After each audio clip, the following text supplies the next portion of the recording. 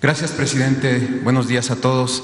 Daniel Blancas, de Crónica, para compartirle una investigación, presidente, sobre contrabando, importaciones ilegales y mal uso de programas sectoriales, el cual, pues, en realidad afecta el empleo principalmente, de acuerdo a nuestra investigación, de industrias como la del calzado, el textil, el papel, el azúcar, el acero y otras que son vitales en el país. Durante la pandemia, presidente, paró la industria formal por obvias razones, lo sabemos, pero no las redes ilegales. La mercancía por debajo del precio de la materia prima, incluso la mercancía que se llama subvaluada, creció. Le voy a poner algunos ejemplos: 6.5%. Estoy hablando del rango de enero a julio. La mercancía ilícita creció 6.5% en relación con el año pasado en la industria textil. En confecciones, 5 puntos. En calzado, 3 puntos. Esto con datos del SAT, presidente, con datos oficiales. En realidad el reportaje, pues es muy largo, presidente, es muy extenso y me gustaría que no agotarlo ahora, sino compartírselo en futuras ocasiones, siempre pensando en el beneficio que puede traer para el empleo, ahora que es un momento complicado en el país. Hoy solamente quiero hablarle de un programa que es auspiciado por la Secretaría de Economía, que se llama IMEX. Este programa, presidente, permite las importaciones temporales de bienes con la excusa de que aquí serán transformados y regresados al extranjero. Bueno, esto se hace sin cubrir ningún impuesto, presidente. Este programa anula cualquier impuesto. Para las redes delictivas es muy importante porque lo usan para importar productos terminados o prohibidos que luego nutren el mercado negro o incluso el mercado formal por medio de facturas falsas, de las famosas factureras. Se va de muchos impuestos, presidente, y en esto está relacionado incluso la ANTAD, la cadena de tiendas de autoservicio. Según el último registro de la Secretaría de Economía, hay 2.350 programas de estos que le estoy hablando, que se llaman IMEX, 2.350. ¿Sabe usted cuántos de estos 2.350 tienen registro de operaciones de comercio exterior? Solo 400, presidente, solo 400, es decir, menos del 20%. El otro 80%, presidente, de acuerdo a nuestra investigación, es usado por estas redes delictivas para, si me cachan una, aquí tengo la otra. Son como fichas de dominó para el crimen. Tengo aquí diversos archivos, presidente, testimonios, documentos que detallan cómo un alto funcionario de la Secretaría de Economía conoció sobre la venta de estos programas, sobre la renta de estos programas en miles de dólares, sobre el ingreso de contenedores con mercancía fraudulenta o vacíos en el retorno. Este funcionario ocupó un puesto clave en este entramado. Era nada más y nada menos que director general de Comercio Exterior, del cual depende IMEX. Estuvo en este puesto en el sexenio de Felipe Calderón, en el sexenio de Peña Nieto. El problema, presidente, es que lleva 15 años en ese puesto, porque también es el director de Comercio Exterior de su gobierno. Mis preguntas son las siguientes. Si me lo permite, vamos respondiendo una por una. La primera, ¿ordenaría usted una revisión y depuración de este programa del cual estoy hablando, de este programa IMEX, para que sea usado en beneficio del pueblo y del empleo y no de traficantes? Sí, y además ya tengo conocimiento y se está haciendo ya un trabajo de investigación. Lo está viendo la secretaria de Economía y lo está viendo el director de Aduanas, pero ya andamos sobre eso. Y lo que estás aquí exponiendo es muy cercano a la realidad.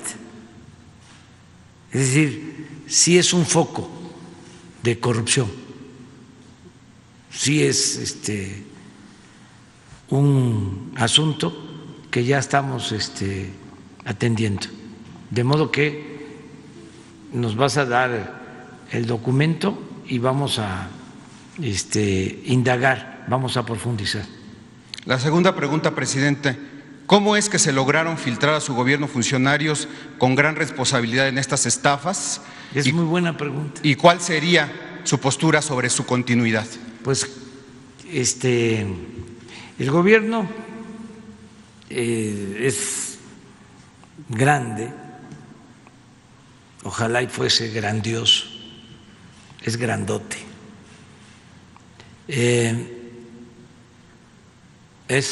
Ya lo dije, es un elefante echado, reumático y mañoso lo que nos entregaron. Estamos ahí levantándolo, empujándolo para que camine. Duró mucho el neoliberalismo, más que el porfiriato. Lo repito, el porfiriato fueron 34 años. La política neoliberal, que es sinónimo de corrupción, duró 36 años. Entonces,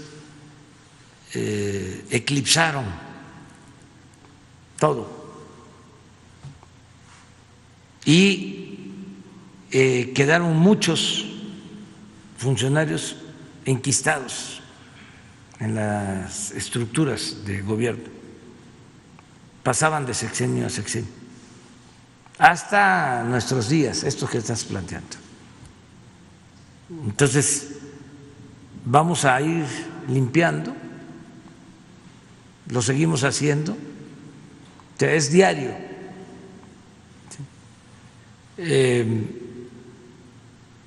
Y vamos a terminar de purificar la vida pública. Todos estos casos son investigados, pero un funcionario, por ejemplo, que está 15 años en un cargo y que permaneció durante el periodo de más corrupción en la historia de México, no debe de seguir ahí, no debe de continuar ahí. De todas maneras hay que revisar el caso. Pero eso nos pasa en Hacienda, nos pasa en Economía, bueno, Seguridad Pública. Había gente, y todavía no terminamos de limpiar, de García Luna.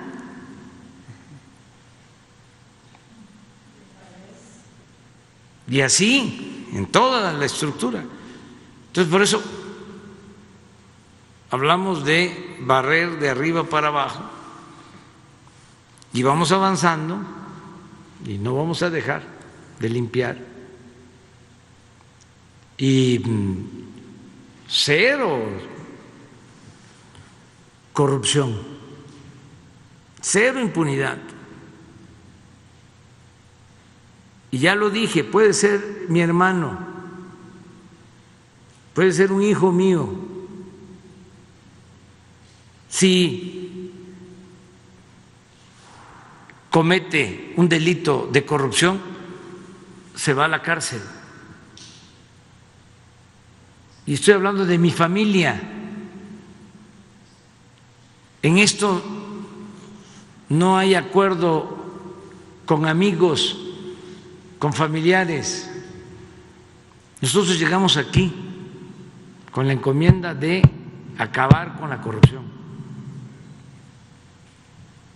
Y los altos funcionarios del gobierno lo saben, constantemente se los estoy repitiendo. Y sea quien sea, se le demuestra un caso de corrupción y no solo tiene que abandonar el cargo, se le consigna.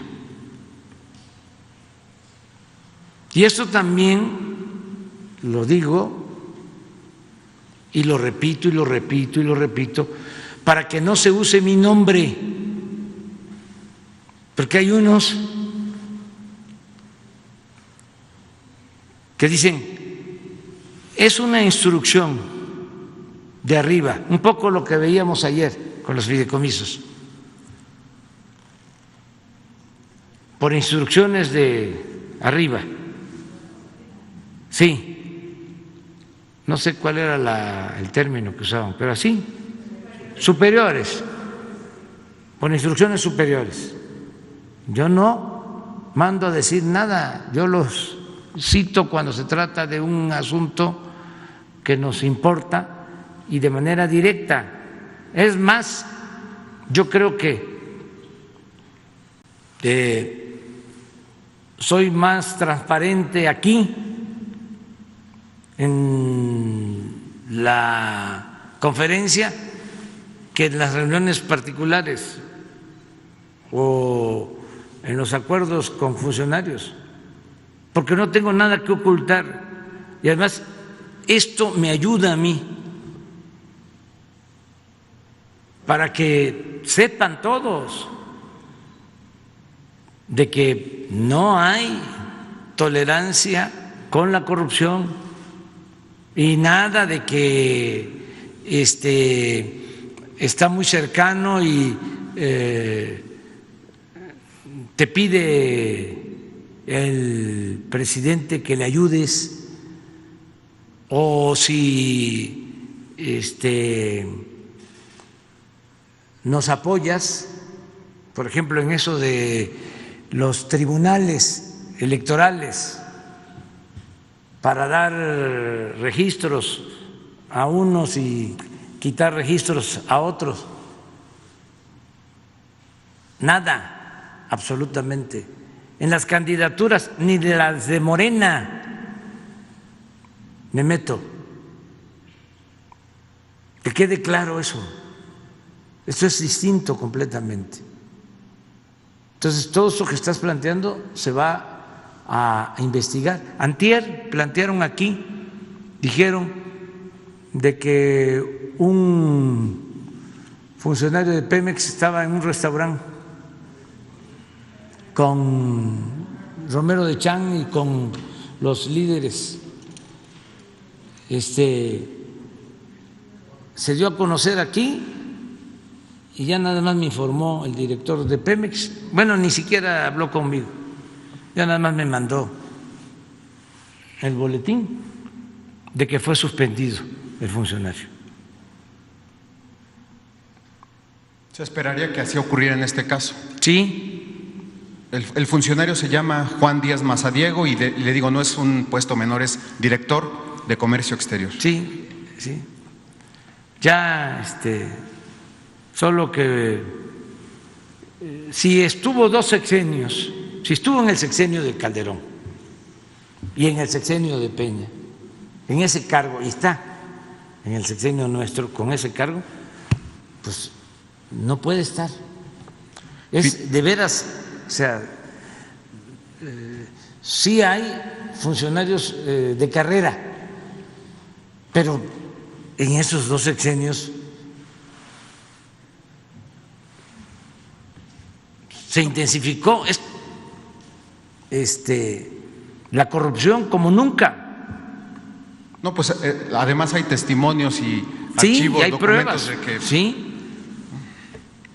Bueno, la última pregunta… Es que si no lo hacemos así, ¿y saben qué pasa? Por ejemplo, esto que me estás diciendo, yo no lo sabía. ¿Por qué? Porque son estructuras y le doy la confianza al secretario y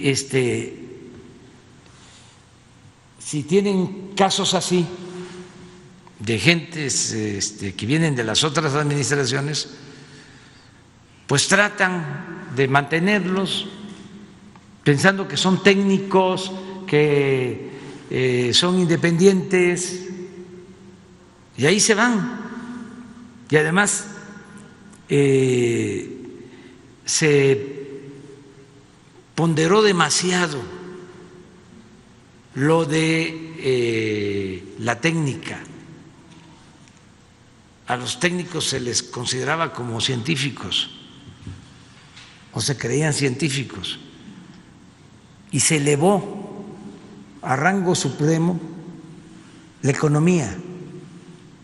Esa es una característica del periodo neoliberal y se subordinó todo lo demás. Yo he llegado aquí a decir que para ser un buen funcionario público el 90% es honestidad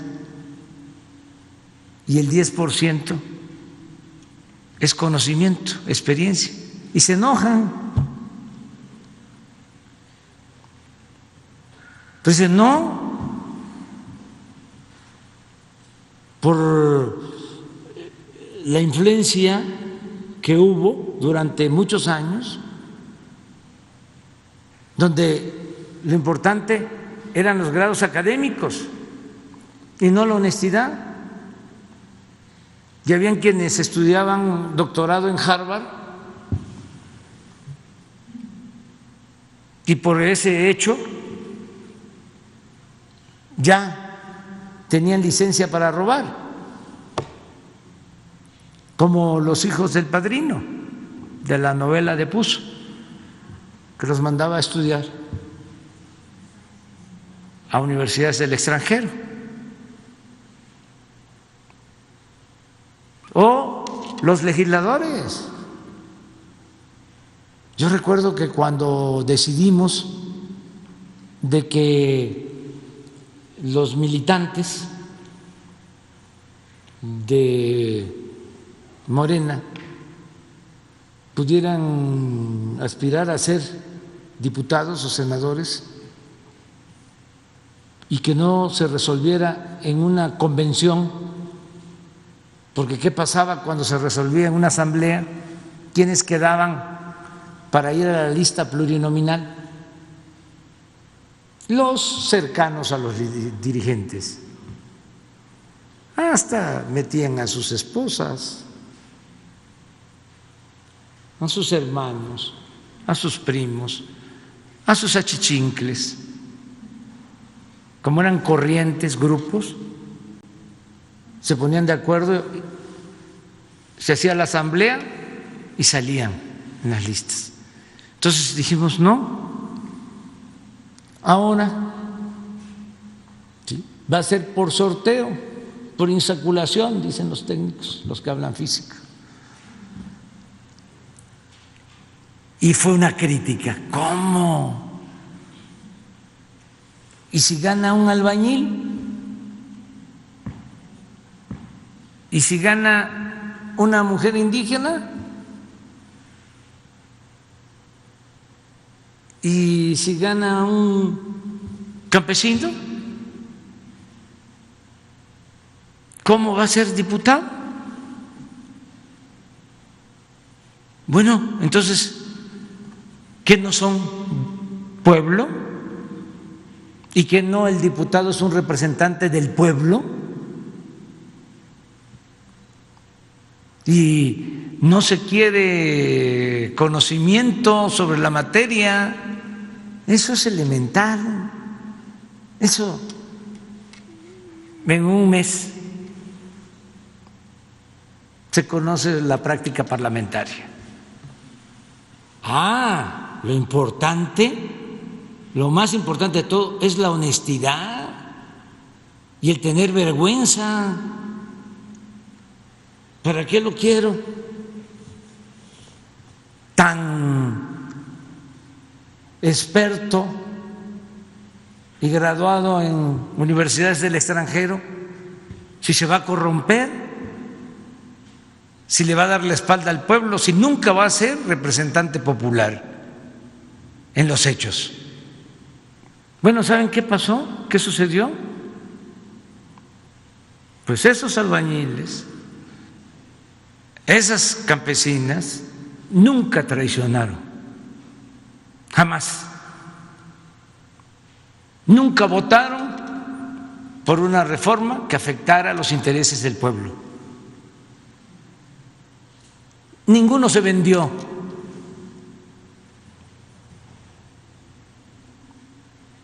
Entonces, son parámetros distintos de medición.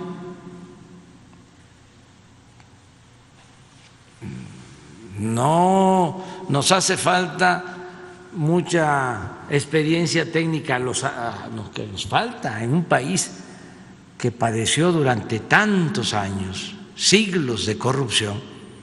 Lo que necesitamos es moralizar la vida pública de México. Y para eso necesitamos mujeres y hombres honestos, más que cualquier otra cosa. Eso es lo que buscamos. Nos entregas tu trabajo. Sí, presidente. Para cerrar el tema y bueno, considerando que el Ejército, las Fuerzas Armadas se han sumado ya a este ámbito aduanal, portuario, y que tiene usted ahí pues a dos funcionarios que creo que son importantes y de su confianza, como Buenrostro y como Horacio Duarte, si se ha planteado un plazo para comenzar a disminuir el contrabando y la ilegalidad en este ámbito, presidente. Lo vamos a lograr pronto, porque no hay tolerancia con la corrupción. Y Horacio Duarte es un hombre íntegro, y la que está en Puerto, Rosa Isela Rodríguez, de primera. Así es como quiero que sean los servidores públicos, como Horacio Duarte, como Leti Ramírez, como Rosa Isela. Y fíjense que no están en el primer nivel, por lo que hablábamos, pero además hay quienes están en el primer nivel, como es el caso de Marcel, que me ayuda mucho, profesional, de lo mejor que tenemos. Y así vamos conformando el equipo para la transformación. Y lo que decía Leti, que es muy interesante, la gente nos está ayudando, nos está recomendando cosas. O sea, no solo es estamos con ustedes, o lo que me dicen, no afloje, no se preocupe, estamos con usted, le apoyamos. ¿Saben qué me mandó a decir el Papa Francisco con mi esposa? Sí, dígale que no se canse.